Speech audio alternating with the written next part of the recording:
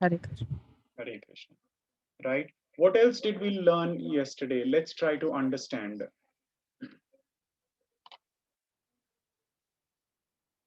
Right? So, okay. So we learned basically more and more about Buddhi Yoga, and then we also learned one major factor yesterday. We learned about the body of the chariot, and also we learned one major factor yesterday called as lust. Right? Who's enemy of the soul? Enemy of the soul is the, I Lust. hope we remember, lust. So lust, where all does the lust sit? What are the sitting places of lust? Intellectual, Mhm. Mind, mind, mind, Excellent. between mind and Mind, intellect. senses, Yeah, intelligence. perfect, perfect. Thank you so much. Yes. So it sits in all the senses which we have, all the five senses which we have. That is our eyes, nose, ears, touch, and the tongue. Right? It sits on that. How all the senses we can understand. Let's say, for example, with our eyes, if it sits over here, I would like to see only something, material thing which I'm literally attached to it.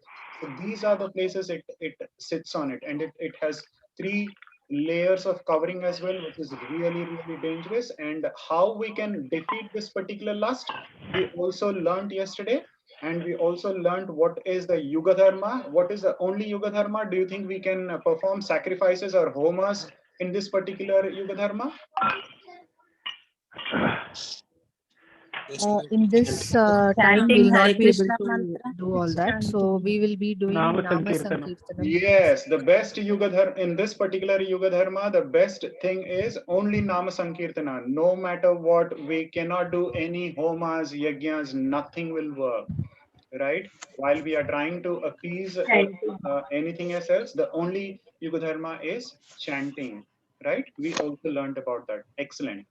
So with that into account, now we will move into something called as the transcendental knowledge, and we will try to understand why is this transcendental knowledge important. Right, let me project my screen here, or share the screen here.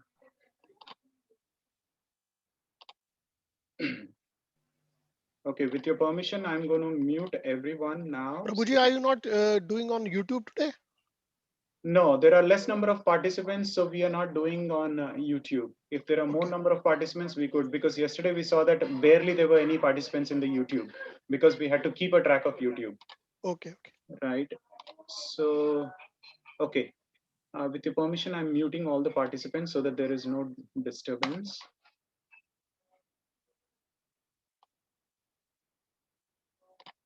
Okay, and let me share the screen here.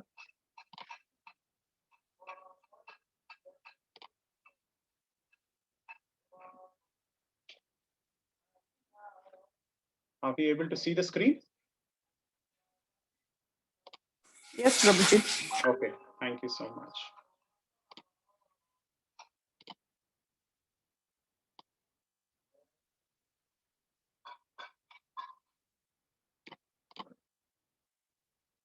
Okay, with this, let's start our transcendental yoga with our again the similar way we will offer our prayers to acharyas and everyone, to our gurus and the supreme personality of Godhead, and then we'll take this forward.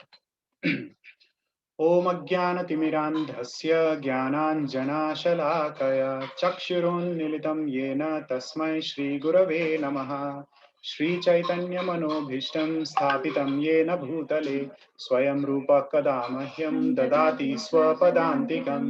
वन्देऽहं श्रीगुरो श्रीयुतपदकमलं श्रीगुरून् वैष्णवांश्च श्रीरूपं साग्रजातां सहगणा रघुनाथान्वितं तं सजीवं साद्वैतं सावधूतं परिजनसहितं कृष्णचैतन्यदेवं श्रीराधा कृष्णपादान् सहगणा ललिता श्रीविशाखान्वितांश्च नमः ॐ विष्णुपादाय कृष्णप्रेष्ठाय भूतले श्रीमते भक्तिवेदान्त स्वामिनिति नामिने नमस्ते सरस्वती देवे गौरवाणी प्रचारिणे निर्विशेष शून्यवादी पाश्चात्य देशतारिणे Nama Om Vishnu Jai Shri Krishna Chaitanya Prabhu Nityananda Shri Advaita Gadadhara Shrivasadi Gaura Bhakta Vrinda Hare Krishna Krishna Krishna Hare Hare Hare Rama Rama Rama Hare Hare Hare Krishna Krishna Krishna Hare Hare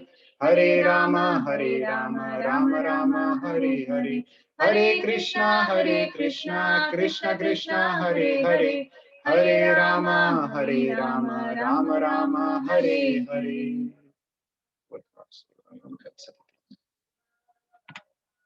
Okay, so we are going to whatever we are going to learn right now, it's based on the book and the teachings of His Divine Grace A.C. Bhaktivedanta Swami Srila Prabhupada, who is the founder and the Acharya of our International Society for Krishna Consciousness, that is ISKCON.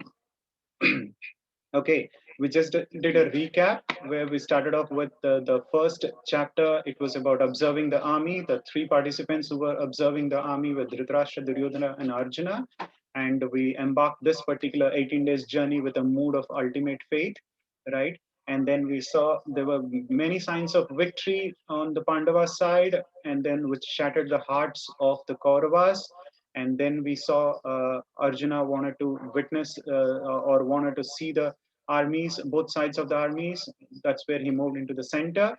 And then he had what he call 5 arguments, which he couldn't, with compassion, loss of enjoyment and all.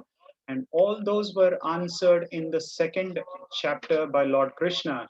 And in the second chapter, the summary was about Gita, which is acronym that is being used by His Grace Sutapa Prabhu. So we're following that.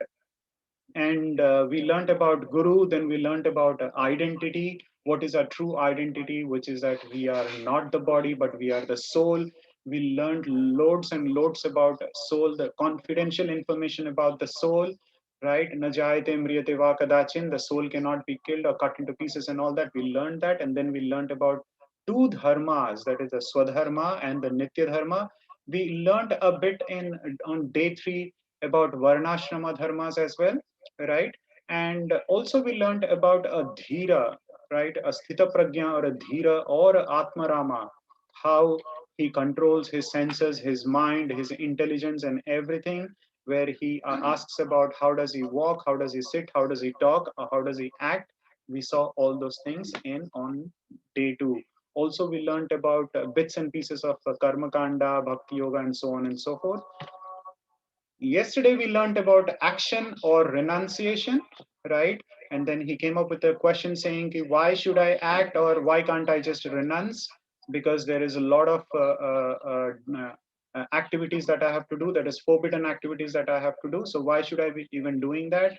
Then we learned about all the yoga ladders, starting from the animalistic life to karma kanda, sakama karma, then nishkama karma. Then we learned about the jnana part of it also as well. There are jnanis, then the ashtanga yoga, and then the bhakti yoga. And easily one can take something called as the ladder or the elevator, rather than taking the ladder step by step of the rungs, can directly take the elevator and go to bhakti yoga, just like one of the Matajis was asking a while ago. Apart from that, we also learned the classic examples who set as a rule. We learned about Srila Prabhupada, and then we learned about Lord Krishna himself, who's trying to set an example, but he doesn't have for him any activities, or nothing binds him. And then we learned about the enemy of the soul as well. Right? These are the things that we have learned. Just give me a moment. Okay.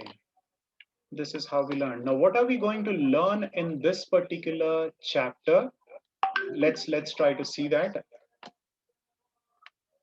We're going to see the position of what you call Krishna. What is the position of Krishna? Then applying the transcendental knowledge. Then we're going to also see the sacrifices, what kind of sacrifices that leads to the transcendental knowledge, and the process of this transcendental knowledge as well. We're going to see all those things in this particular chapter, in the 4th chapter, right? So let's get into the topic of transcendental. Now, I'm sure each and everyone are aware of what is transcendental. Transcendental is something that is beyond material or beyond ordinary, right? Which our senses can perceive. That is called as transcendental. Transcendental or divya or so-called divine or spiritual. All those are can be termed as transcendental. Something that is belonging to divine nature, which is different from the material nature that we see, is called as transcendental.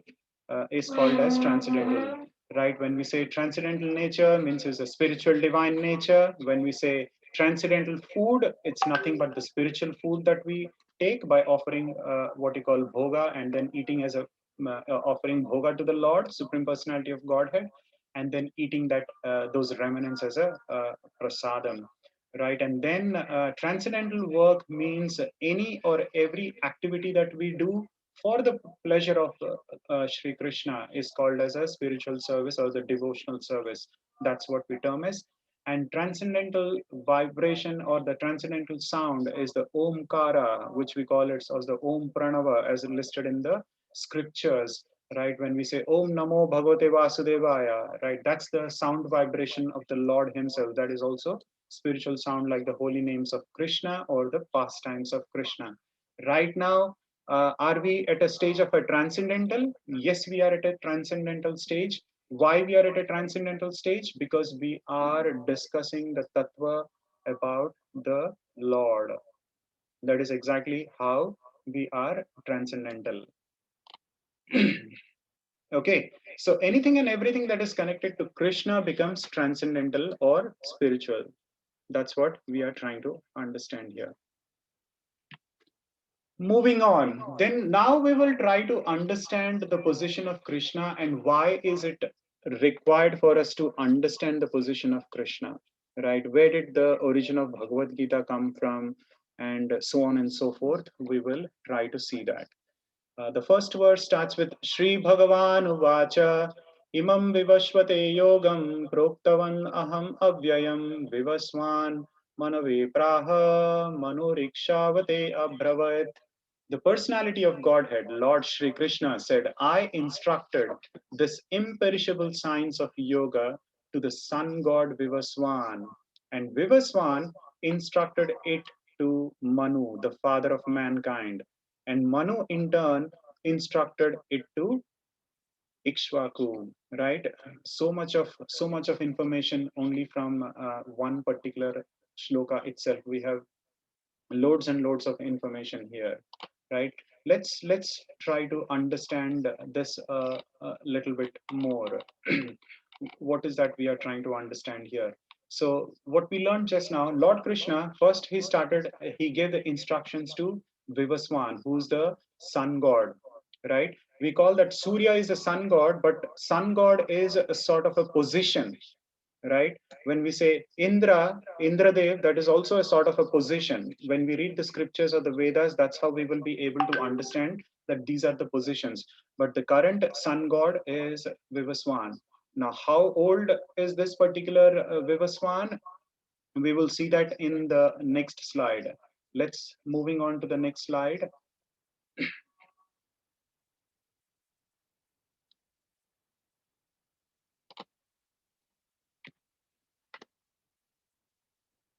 Right. So here, Lord is trying to establish the parampara system. And why is that so important in our yoga? Everyone was asking yesterday, where do I get this information from? How do I find a spiritual master? So on and so forth. Everyone were asking this kind of an information, right? So we will understand from this particular verse. So here we see that Lord Krishna, he gave this information to Vivaswan, who's the sun god, and then it passed on to Manu, and then it passed on to Ikshvaku, and then in due course of time, it was completely lost. The disciplic succession was lost in the due course of time. So why am I talking about this? That in the due course of time, this disciplic succession was lost. That is exactly where again this Bhagavad Gita came into picture, right? That's we said why the origin of Bhagavad Gita. The Bhagavad Gita was spoken 120 million years ago to Vivaswan. It's not the first time that was spoken only to Arjuna, but way before that, it was spoken to the sun god that is Vivaswan. That is the reason why we said. So the second verse is like Evam parampara praptim imam rajarsharyo viduhu sakale neha mahata yogo nashta parantapa. This supreme science was thus received through the chain of disciplic succession, and the saintly kings understood it in that way. But in course of time, the succession was broken, and therefore the science as it is appears to be is lost. Why are we talking about saintly kings? Why is Krishna talking about saintly kings? Because the royal kings are the ones who used to preserve the scriptures, who were supposed to take care of the scriptures. Why they were supposed to take care of the scriptures and everything?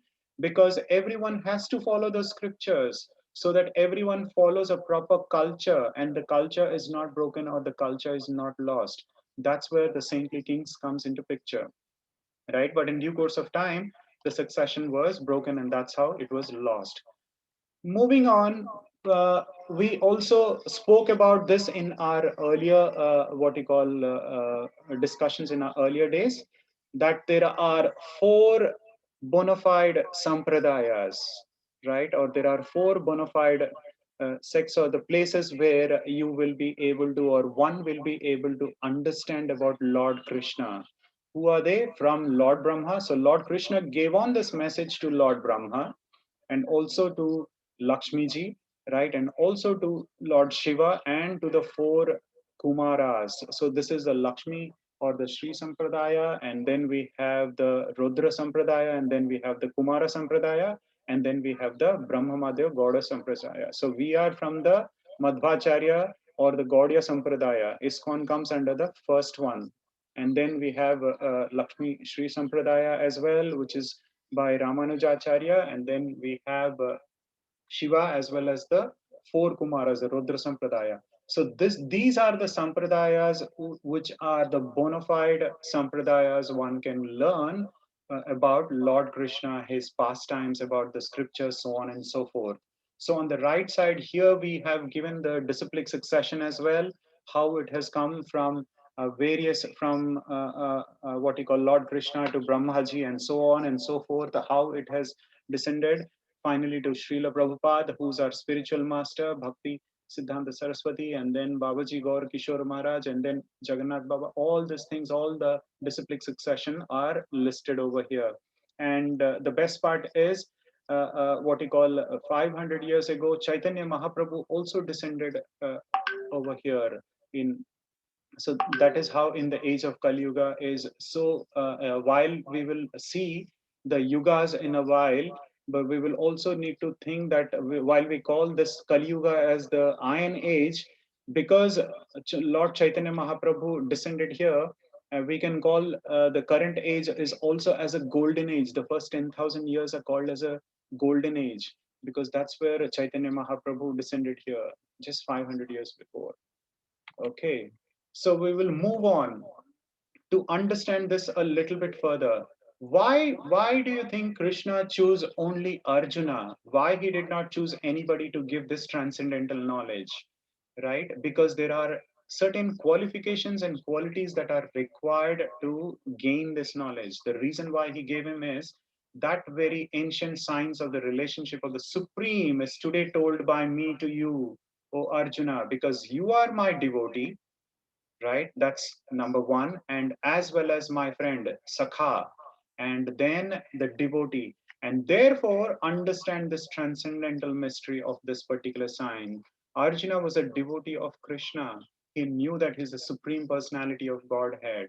He never had any doubts in his mind. And also, he was a very dear friend of Lord Krishna. These are the qualities that are required for to understand, or that's exactly why Lord chose Arjuna. Moving on, we were talking about four yugas. Just for your information, we will not get into in depth of it.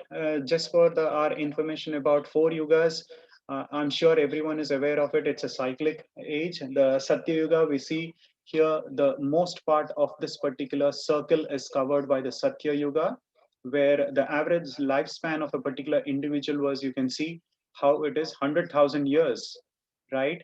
And then in Treta Yuga, which lasts for this many years, the average lifespan of an individual was like 10,000 years. We can see the decline over here, right? If we go from below Kali Yuga, which lasts for 432,000 years, which is double the number here of Dwapara Yuga. So it has decreased here 50% itself, right? Average lifespan is now 100 years. Why it is decreased?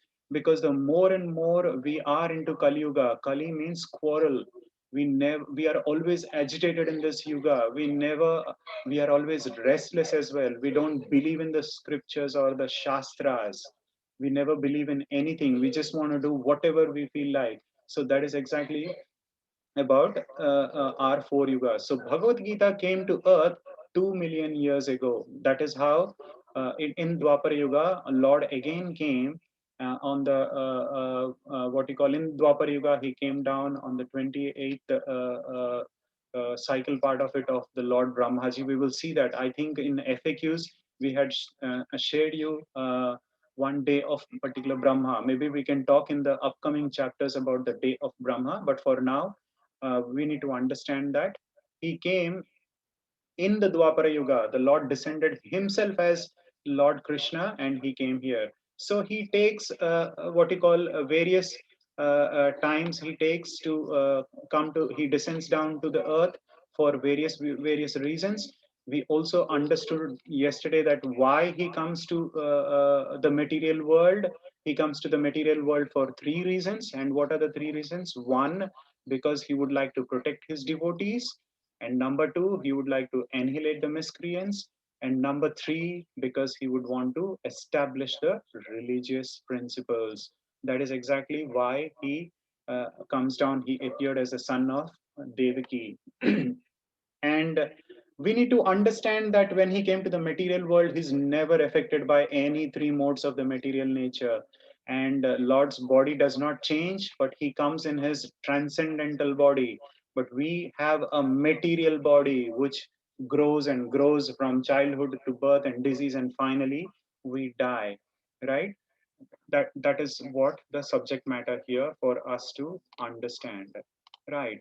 So moving on, let's move on. So Arjuna, as and when he hears this from Lord Krishna, he says, "Oh, really? Wait a minute. I have a question right now." So he thinks the sun god Vivaswan is very senior to you by birth. Oh, Krishna, he's very senior to you by birth. And how am I to understand that in the beginning that you have instructed this science to him? Right? He is asking this particular question not because of his doubt on the Lord. He's already a self-realized soul. He's asking for the benefit of us. Why is he asking for the benefit of us? So that we do not misinterpret the Shastras, we do not misinterpret the scriptures, and we do not even concord the scriptures and think whatever we would want to. For example, atheists, no matter what the scriptures evidence is given, they do not want to take Lord. They take Lord as a granted. They do not want to understand the glories or the pastimes of Lord at all. But here Arjuna is asking, you and me were in the Dwapara Yuga. We were born in the same Dwapara Yuga. So how come you have come into picture? Is that's where he was asking, just for the benefit of us.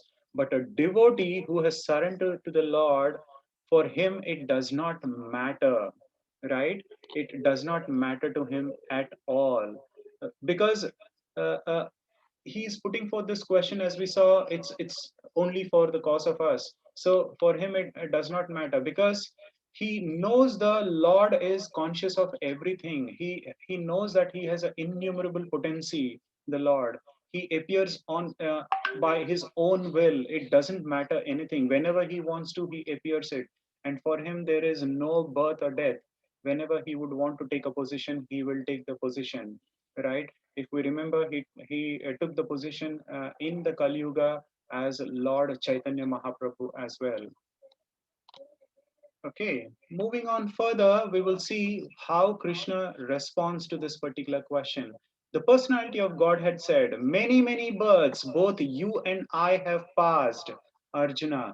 I can remember all of them, but you cannot, O subduer of the enemy." right? He's trying to chastise over there, or he's trying to tell him that, oh Arjuna, many births we both I have taken it, and we both have taken it. Why he's referring about we both have taken it? Because the soul is eternal, right? Lord is there since time immemorial. Lord is eternal, we are eternal, right? However, we have a material body. Whenever we take a material body, we have we have a birth and we have a death. However, for God, he's a what you call, he's a Paramatma, he's a Param Purusha, right? And we are just the Jivas. We are bound by the conditioned world, entangled in this material nature, so we do not remember our past or anything as such. That is exactly why we are like in this material world. We are literally bound by the material world. We do not even understand anything. Okay, I see there is a hand raised. Uh, Not sure why this hand is raised. Okay, Prabhuji, yes. there's a little echo in your voice. It is not disturbing as such, but there's a little echo. Yes, I'm also not able to find out. Just a minute. Can you please unmute if are you there? I don't know why there is an echo.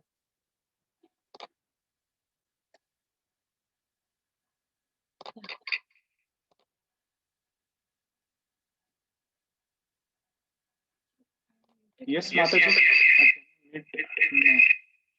Can you mute completely? Come out of.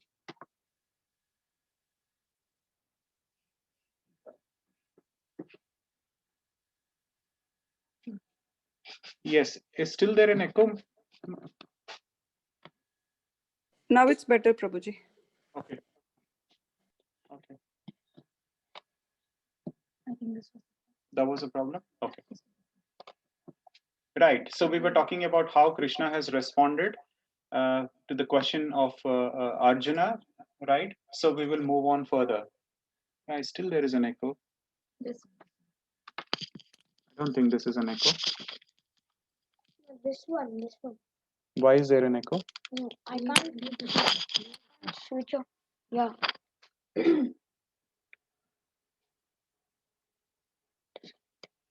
Yeah. Is there an echo right now, Mataji? I don't think there No, is. Prabhuji, now it's fine. Okay, perfect. Thank you so much. Sorry for that, Mataji. Okay, so moving on further, we will see how does Krishna appear. We will see his appearance and disappearance, and how does he appear. So here in this particular verse, he talks about, although I am unborn and my transcendental body never deteriorates, and although I am the Lord of all living entities, I still appear in every millennium in my original transcendental form, right? He comes as a Satchitananda. What is Sat Chitana Ananda? Which is full of knowledge, full of bliss. That is how, and full of eternal knowledge and bliss. That's how he comes in his full, complete spiritual body, right? How do we have the scriptural evidences are there? We have in Brahma Samhita, Govindam Adi Purusham, it's clearly mentioned. And the Bhagavatam, the first verse of the Bhagavatam starts with Janmadasya Yato Anvayad Itaratas Chateshu Abhignya Swarat. He's a Swarat, right? Janma, Adi, and Asya, right? All this information is given. He's unborn. For him, there is no birth. But when he descends to the material world, so he's taking the birth from Devaki Mata. That's how we need to understand this. Moving further, when does Lord Krishna appear? We already learned this part. That's how he does his pastimes and his activities. This is one of the favorite verse. I'm sure everyone is aware of this particular verse. Yada yada hi dharmasya glanir bhavati bharatah abhyutthanam adharmasya tadatmanam shrajamyaham. Whenever and wherever there is a decline in religious practices, O descent of Bharata, and a predominant rise of irreligion, at that time I dissent myself, right? Whenever there is a decline in the religious activities, that's where he decline, and that's where he descend to the material world, and also to protect his devotees. These are the pastimes or the activities. That's how he does as well. Moving on, why does Krishna appear? This is exactly what we have learned so far, right? The three reasons why he appeared: to protect his devotees, to destroy the demons or to annihilate the demons, and to establish dharma. Right? This is also one of the favorite verses. I'm sure everyone is aware of this. Paritranaya sadhunam vinashaya cha dushkritam dharma samsthapanarthaya sambhavami yuge yuge, to deliver the pious and to annihilate the miscreants, as well as to re-establish the principles of religion. I myself appear millennium after millennium, right? The suras and the asuras, he wants to, and dushkritam, he would want to, dushkritam are the miscreants. That's where he comes down and he appear in the material world. So this is a transcendental knowledge which we are learning because of his. And why is it very important? We will see that soon. What is the benefit of knowing Krishna? How does it help me? Janma karma cha me divyam evam yo veti tattvataha tyaktva deham punarjanma naiti mameti so Arjuna. One who knows the transcendental nature of my appearance and activities does not, upon leaving this body, take his birth again in this material world, but attains my eternal abode, O Arjuna. So, this is the result of understanding. What is the result of understanding? The result of understanding this particular transcendental knowledge is nothing but liberation. Liberation is going back to the Goloka Vrindavana. This is the reason why we are learning this particular transcendental knowledge today. That is a prime reason, right? So this is a perfection of liberation here. Anyone would want to. So the faithful devotees, what do they do here? They accept Krishna as the supreme personality of Godhead, and they know that the Lord will come back. They have complete faith that Krishna will protect them no matter what, and that is exactly why the devotees think that he's the supreme personality of Godhead. For a supreme personality of Godhead, for him, for a devotee, it's like they know the Lord pastimes, their forms and everything. They are unalloyed. Unalloyed means they are unadulterated, right? Right? And nitya, 24 hours, they are always thinking about the Lord. Remember, we established this on day one itself. We said, always remember Krishna, never forget Krishna. Always remember Krishna, never forget Krishna. They do not want to waste any more time in philosophical speculation. Just like atheists, today we see there are many books of Bhagavad Gita, right? Many varieties of Bhagavad Gita commentaries that have been written. Why do we have so many commentaries? Because people would want to speculate. They give their own tattva. That is exactly why we started off this particular chapter, or the Lord established that there are four sampradayas or paramparas, and this information or the transcendental knowledge has to be learned from a devotee of the Lord and from a uh, correct sampradaya or a parampara, right?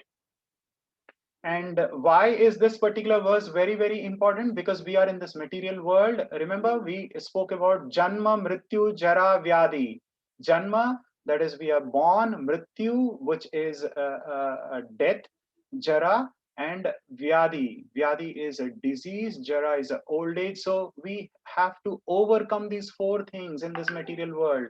And it is not at all easy to take many births because of our deeds and getting into sinful reactions, because we are entangled with the material nature, right? So that is exactly, it's a very high risk of falling down in this particular material world. That is exactly why we need to know this transcendental knowledge. But whereas if we see, what do these guys do, the Mayavadis or so-called Mayavadis, what do they do?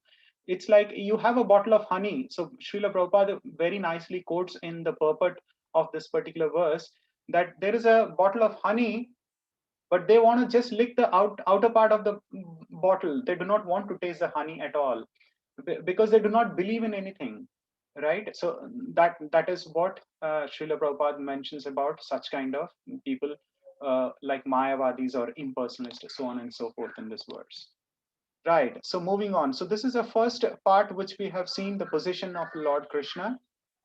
And we also saw, let's try to see the differences between Krishna and us. He's eternal and he remembers everything. That's the reason he's called as Achyuta, which is infallible one. This word we learned in the day one as well. We are also eternal. We are also Sat, Chit, and Ananda, right? Just like the way he is Sat, Chit, and Ananda, that is eternal, full of knowledge and bliss. We are also, but we forget our past. Why do we forget our past? Remember, there were many questions yesterday and also day before yesterday. How come we don't remember our past? Because we are covered. We are covered, and we have those four defects. We are born with those four defects, which we remember, right? We are with a cheating propensity, then we are what else, illusion, covered with the illusion, right? We are born with those four defects. So moving on, between Krishna and us, what else are the differences? He has a spiritual form or the transcendental form, but we appear in our temporary form because we have a material body, right? He's called as the Vibhu, right? And we are the tiniest of the particle and the part and the parcel of him, which is Anu, right? And we take many, many millions of births. There you go, the soul transmigrating in this particular picture, which we see over here.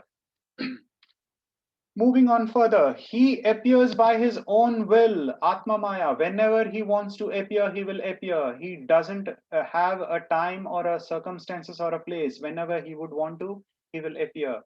But we are forced to appear by our karma, that is Mahamaya. The material nature ensures that we take another body because of our deeds, right? I hope we remember how many species, 840,000, 8,40,000 species one has to go through if we miss the human cycle. Moving on, he is the controller of Mahamaya, the material nature, right? We will see that in the upcoming chapters where Lord impregnates, when Lord expands himself, when we see the expansions of the Lord, he impregnates by his vision, he impregnates the material nature by the agency of Shambhu, that is Lord Shiva. And that's how the living entities are born. And then what we call, but however, that is how he's the controller of Mahamaya. But what are we? We are controlled by the Mahamaya. You see these three women here. We call this, one is a goodness, one is a passion, and one is ignorance. Yeah, Sattva, Rajas, and Tamas. We are always, most of us are always in the mood of goodness, passion, or ignorance. Don't think that goodness is also good. We have to go beyond goodness, which is the pure goodness, Shuddha Tattva. And how do we achieve that? Only by chanting the Lord's name, the holy name, and then getting fixed in devotional service, surrendering to a Lord, and following our regulative principles.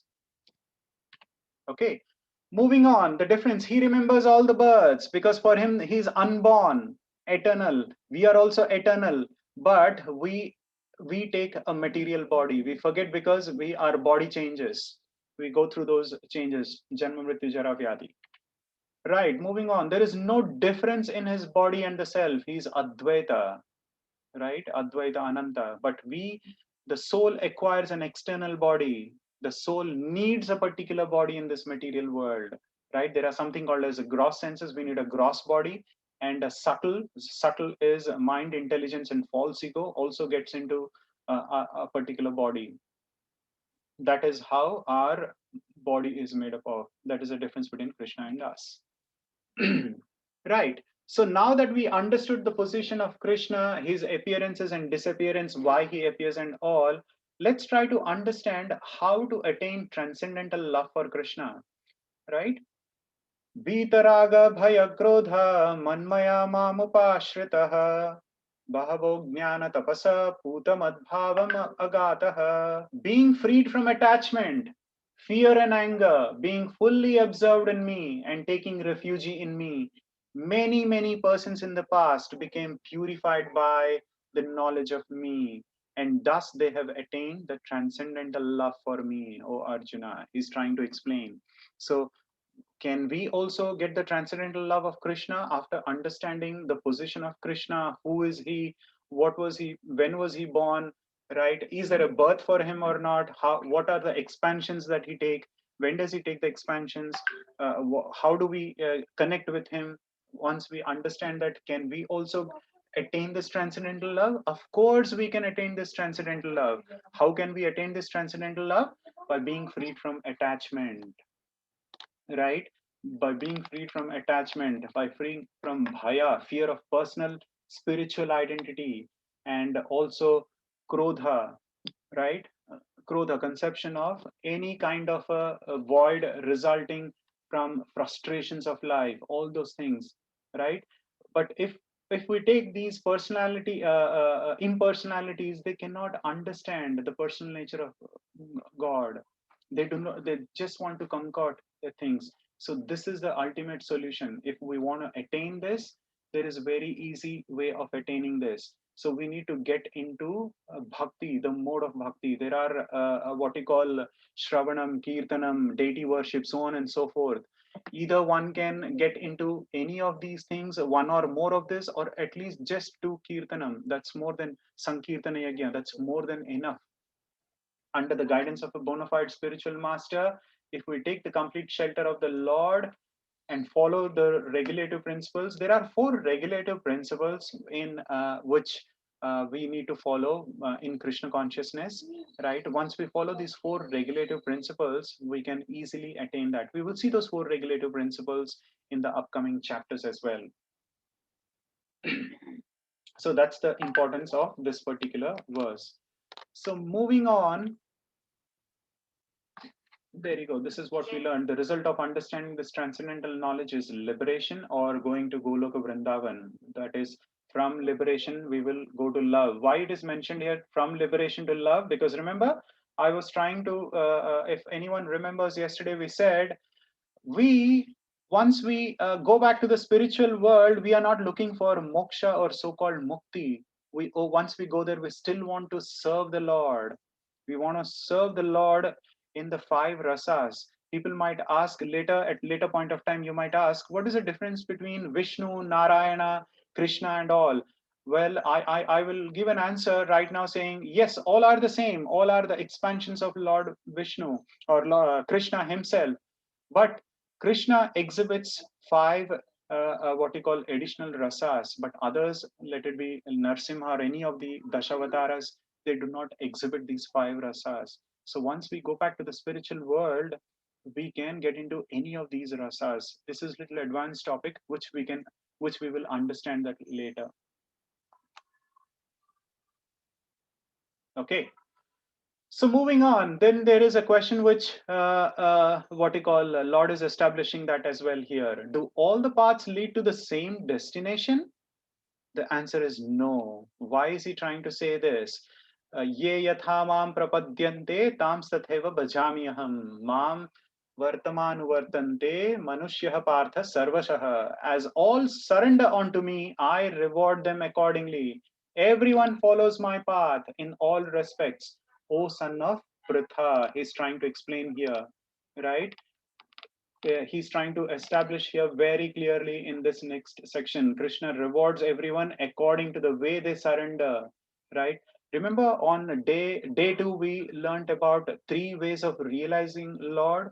We took a picture of a particular, let's say if I'm trying to look far to a tree, I will be only able to see the tree, right? But if I go closer to the tree, then I will be able to understand what is there on the tree. Are there fruits or not? If I go much more closer, then I will be able to see if there are any birds on the tree, so on and so forth. We spoke about something called as Brahman realization, Paramatma realization, and Bhagwan realization, right? I was trying to give an example saying, if I would want to know more about a particular person, when I want to make a friend, I would first understand their interest, then slowly I will build a relationship with them. That's where the Paramatma realization, and then finally when they reveal their secrets, I reveal my secrets, and so on and so forth. That's where I will understand about Bhagwan, right?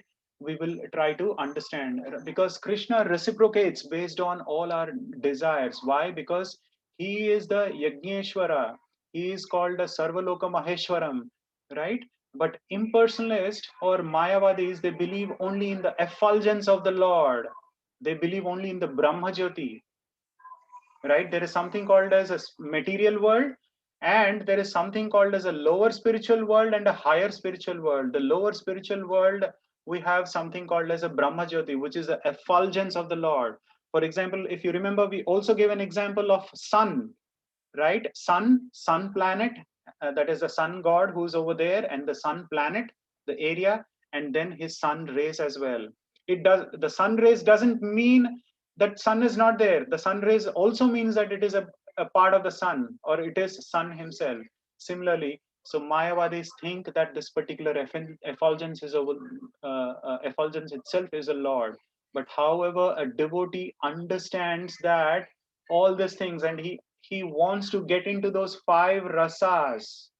He wants to what you call explore the five rasas, and he wants to be a part of those five rasas, and he wants to connect with the Lord. That's why he wants to know the Bhagwan.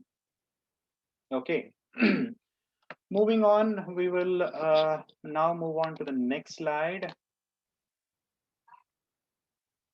Yes, this was a question which many of the people were asking yesterday as well. There were questions. Are all demigods different forms of the Lord? The answer is a big no. Demigods are not the different forms of the Lord, but however, Lord has arranged them in such a way, Lord has given them responsibility. Just like the way in a company we have a CEO and there are various departments and sections, right? CEO is only one, it's the Supreme Personality of Godhead.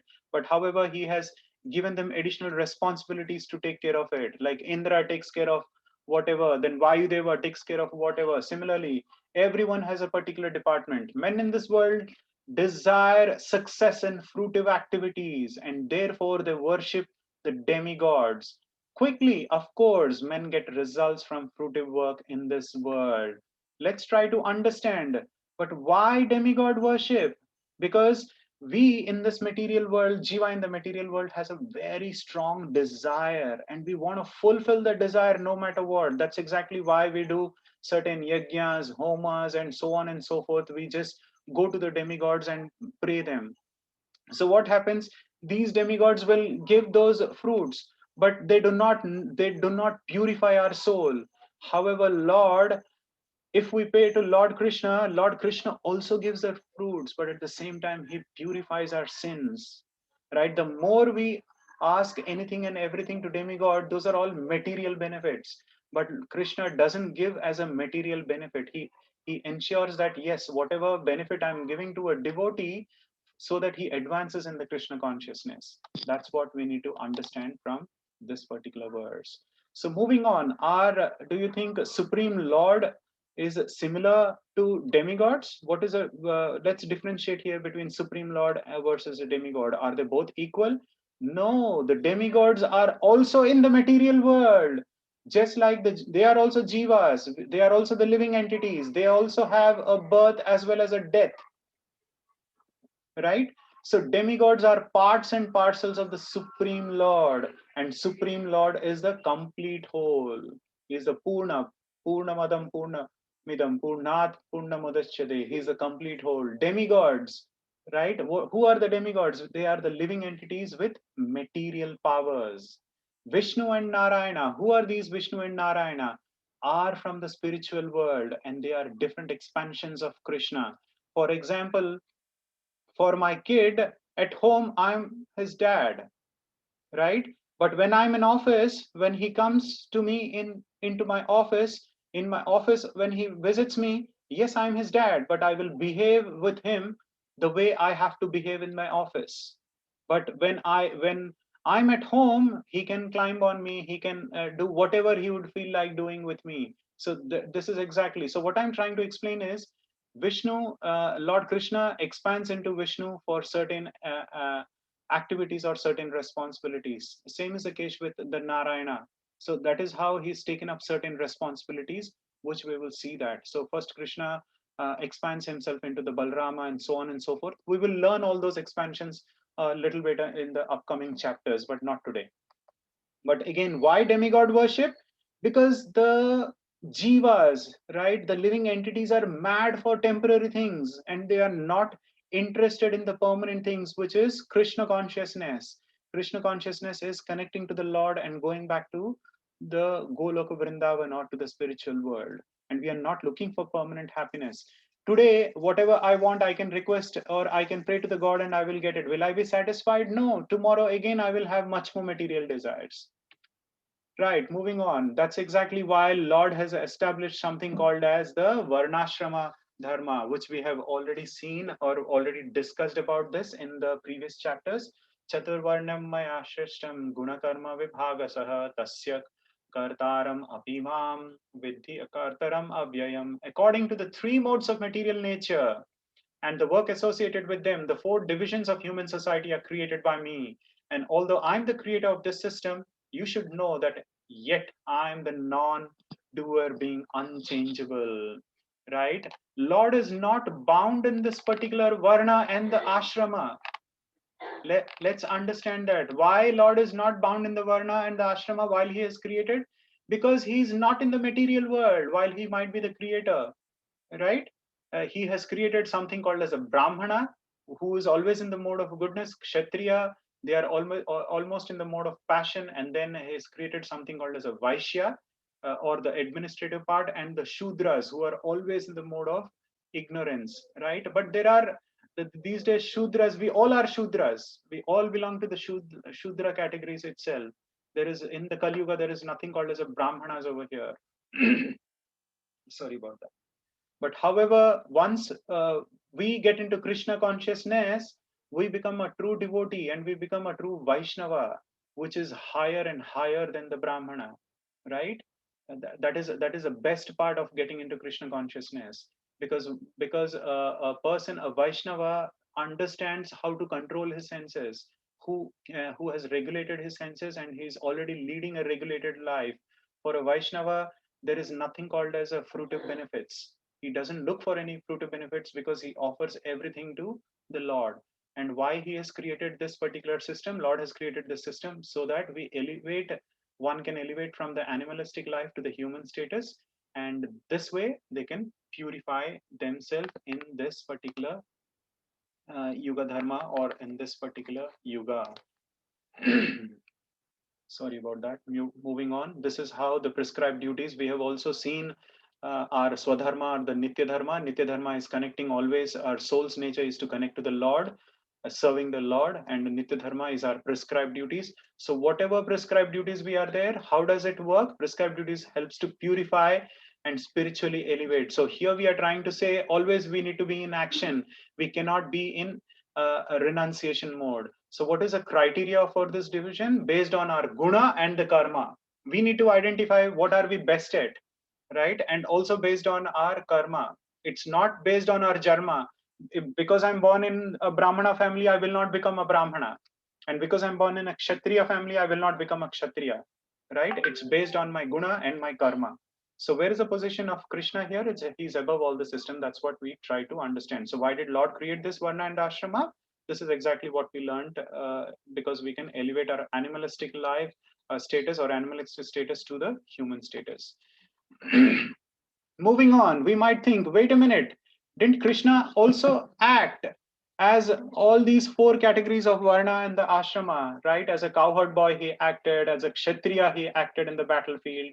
As a charioteer, he acted. And then also Sudama, he acted, right? Yes, he acts as per his own wish, but for him, this category doesn't even matter at all. It doesn't apply at all because he's all pervading, he's aloof from all these Varna and the ashramas. So that's exactly what Krishna is trying to state here. There is no work that affects me, nor do I aspire for the fruits of action. One who understands this transcendental knowledge and the truth about me also does not become entangled in the fruitive reactions of work. Oh Arjuna, that is what we learned. He's aloof from the material actions and reactions. Let's learn a little bit about what is action and what is inaction and what is forbidden action. Action, we all know. Action means doing an activity, doing some karma. Inaction means renunciation. We are like getting into sannyasi. We are doing nothing in action, right? What is forbidden action? Opposite of action, like what we are not supposed to do, anything that we are doing that are not supposed to do against the shastras, that is called as forbidden action. Now, who does forbidden action? The atheist or the demonic category people, they do get into it. The intricacies of action are very hard to understand. Therefore, one should know properly what action is, what forbidden action is, and what inaction is. Let's try to understand these three categories over here. Uh, uh, if you see here, we are saying action, which is karma. Just now we learned, right? Action means karma, doing some activity. Vikarma, forbidden action, right? And then we will learn something called as inaction. Just now I said inaction is doing nothing. Then what is this akarma coming into picture? Let's try to understand that. First, let's try to understand karma. Karma, we are doing an activity with what? We are doing for ourselves, and we are doing it with an attachment. And we are also following shastras, right? We are not the atheists. We believe in the God. Certain people, the karma kandis who believe in the God, they are doing some karma kanda activities, and they believe in the God, and they are doing according to the shastras, but they are attached to the work as well as they're attached to the fruits. They have material desires. But if they do good karma, they will get good reactions. But however, the complete opposite over here, these vikarmis are against Vedic injunctions, and that's how they get into the bad reactions. Now let's come to this particular part, which is akarma. While we are in Krishna consciousness, akarma means Krishna consciousness, right? We are doing our activity, but all the activity that we are doing is for Krishna. Because just like Mataji asked a question, I'm doing nishkama karma because I have to take care of my family, my friends, or my husband, my kids, and everything, my family. I have to earn a living, and I have to earn. It's not that I want to slog and earn a living. No, I'm just living a simple life and a happy life and a high thinking life. Those are the acts done for Krishna. And this particular akarma who is acting for Krishna consciousness, they do not have any sense gratification. They just pray, Lord, saying, whatever you desire, Lord, whatever you think is best for me in my path of Krishna consciousness. That's the attitude they carry. And in thus they enjoy the transcendental happiness, right? Whatever comes on their way, they enjoy. That's how is called as akarma. Akarma means Krishna karma. Always remember, akarma means Krishna karma. As simple as that. And what is the aim of these sacrifices? The aim of these sacrifices is to control our senses, living a regulated life, to free from our sinful reactions. Yesterday, many were asking, how do I even know I was in an animalistic life or what life? We don't even have to bother about that. All have to take shelter of a bona fide spiritual master and surrender to the Lord, follow the regulative principles, and start chanting and connect to the Lord. As simple as that. We are happy in this life and we will be happy in the next life as well. These are the aim of the sacrifices. And what is the aim of the sacrifices? To suit different type of workers as per the Vedas, that is the Varna and the Ashrama. We saw that as well. How can one achieve this transcendental knowledge? Just try to learn the truth by approaching a spiritual master. This is one of the famous verses, right? Tatvidhi pranipatena pariprashnena sevaya upadekshanti te jnanam jnaninas tattvadarshinaha. Always, how should we learn this transcendental knowledge? When most of us were asking yesterday, how do we find a guru? From the four bona fide sampradayas, right? So as and when we find something, and how do we approach them? Just try to learn the truth by humbly, submissively, not in a challenging way. You can ask your questions, no problem at all. Just like wonderfully you people were asking many and many questions. You are inquisitively asking those questions, but you were not challenging me. Oh, how did this happen, that happen? So you humbly, submissively, by approaching a spiritual master, right? And that is exactly that way the master will guide you and will make you to a dhira, a self-realized soul. Because he's a self-realized soul, that is how they will be able to understand. Now, one question all of you might be wondering, Prabhu, how do even I know that this particular spiritual master or the Shiksha Guru who I'm taking shelter, or for example, now you're teaching us this Bhagavad Gita, how do I even know that you are the right person? I'm sure many of you would have thought this, right? It's very easy. The answer is very easy. All you have to do is, apart from they giving this jnana, so-called philosophy, are they really following in their life? Try to find that out. Are they really following in their life? If they are, you will see that the self-realized soul, whoever is giving this information, they will be following this in their life. They will be distributing this knowledge. Apart from distributing, they will be following this life. Okay, moving on. Now, what are the benefits of this transcendental knowledge received from a guru? As and when we receive this particular transcendental knowledge from a guru, we will never fall again into the illusion, right? The illusion, which there is a curtain in front of us. Always we are illusion. That is one of the major defects. Remember, out of the 4 defects, illusion is one defect. Imperfect senses is a next defect. Cheating propensity is a third defect, right? Will never fall again into the mode of illusion. That is a verse number 35. And one will cross over the ocean of miseries. For a devotee, for a true Vaishnava, there is nothing called as miseries. If at all there are miseries, remember we spoke about the mode of dualities. What are the mode of dualities? We saw after happiness, with it's bound to be sadness. The person will understand that there is nothing called as happiness and sadness, because he's taken the shelter of the Lord and the spiritual master. He understands what is heat and cold, what is the mode of duality at all. So he will transcend the above the mode of the ocean. And this transcendental knowledge will act like a fire. The fire of knowledge will burn all the sinful reactions.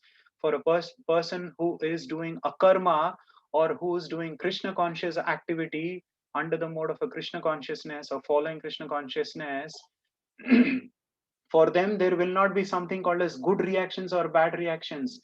They will not have a bank balance of, oh, today I need to do good things only so that I will get a good bank balance, right? Don't think that because I have done 6 good activities, I can do one sinful activity, and out of 6 1 will get cleared and only 5 will remain. No, that's a wrong way of thinking, right? Once you get deeper into the subject, you will understand that there is no bank balance for a Krishna consciousness. Because if he's doing a good activity, there is nothing called he's getting a good karma. All the good karma, bad karma, everything is being nullified over here, because one is at the path of Krishna consciousness. Now, how does one get into the Krishna consciousness? Because he's in complete devotional service, by kirtanam, by chanting, by smaranam. Always he remembers. Always remember Krishna. Never forget about Krishna. And that way the mature fruit, and one who practices this, will enjoy its sublime and pure truth. For him, these are the benefits of this transcendental knowledge, one who receives from a spiritual master or a guru.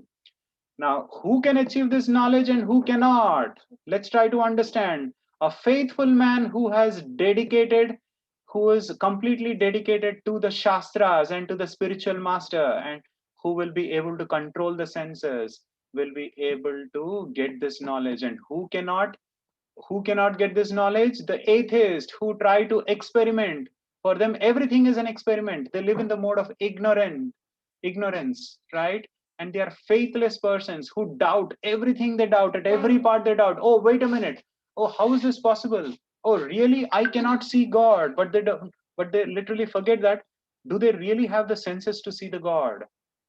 They doubt the revealed scriptures. That's what the 40th verse of this particular chapter.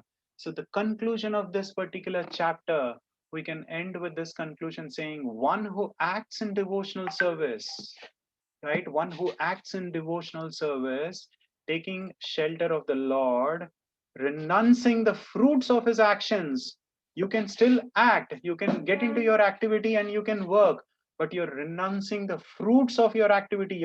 How do you renounce? You're not attached to the fruits. You're not allured. Remember, we spoke about lust. Lust. If you are lust for something, if you achieve that thing, more greed comes into picture. I want more, I want more.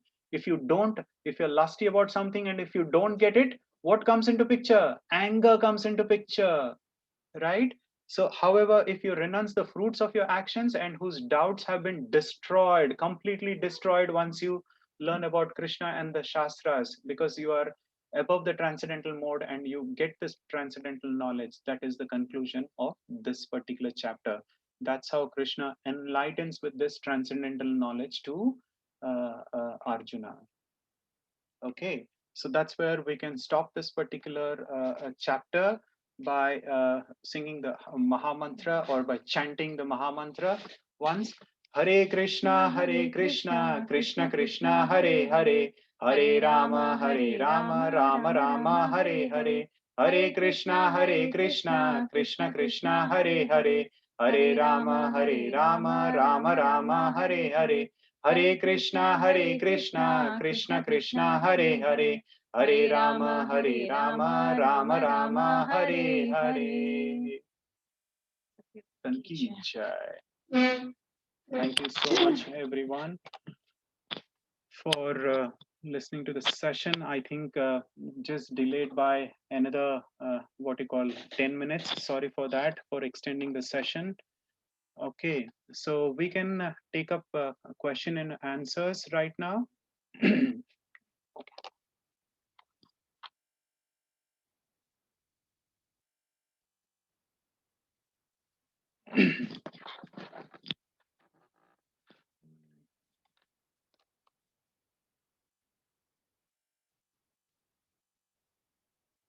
Recording, right? Hare Krishna, are you people able to hear me, Mataji?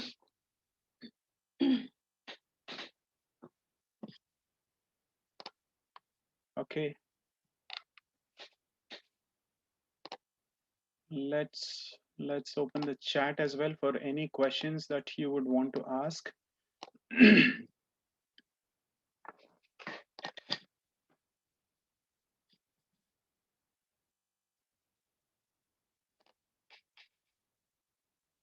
Yes. Prabhuji, Mataji. Yes, Anvila. Hare Krishna. Yes, Prabhu. Please go ahead. Hare Krishna. Hare Krishna.